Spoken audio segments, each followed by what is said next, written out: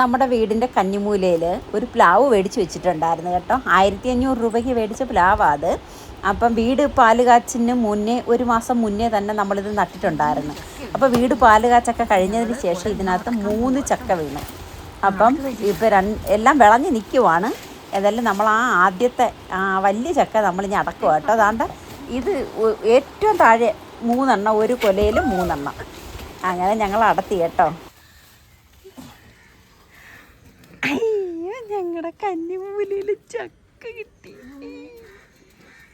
അയ്യോ, ഇനി ചുവപ്പാണോ വെള്ളയാണോ എന്നൊക്കെ നമുക്ക് നോക്കാം.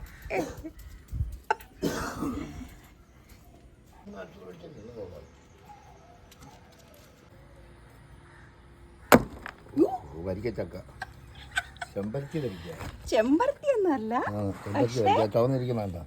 കളറുണ്ട് പക്ഷെ ഇല്ലേ. ഇതിൽ തുടക്കട്ട്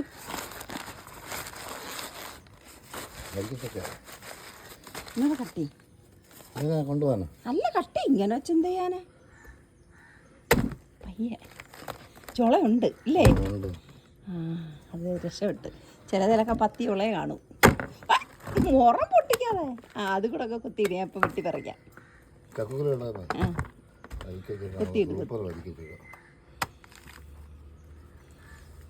ഒരുപാട് ചുളയുണ്ട് കേട്ടോ. ഇങ്ങനെ മേടിച്ച് വെക്കുന്ന പ്ലാവിലൊക്കെ ചിലപ്പോൾ 10 ചുളയൊക്കെ കാണത്തുള്ളൂ. ഇത് ഒരുപാട് ചുളയുണ്ട്.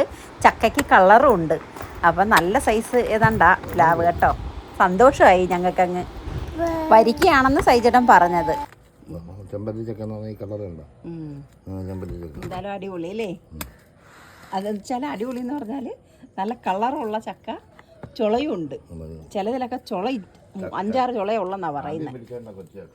ഇനി 2 എണ്ണം കൂടി ഉണ്ട്. അതവിടെ നിൽക്കട്ടെ. ഇത് പഴുത്ത് മധുരം വെച്ച് തിന്നണം. അപ്പോൾ ഇന്നത്തെ വിശേഷം ഇത്രയേ ഉള്ളൂ. ബൈ.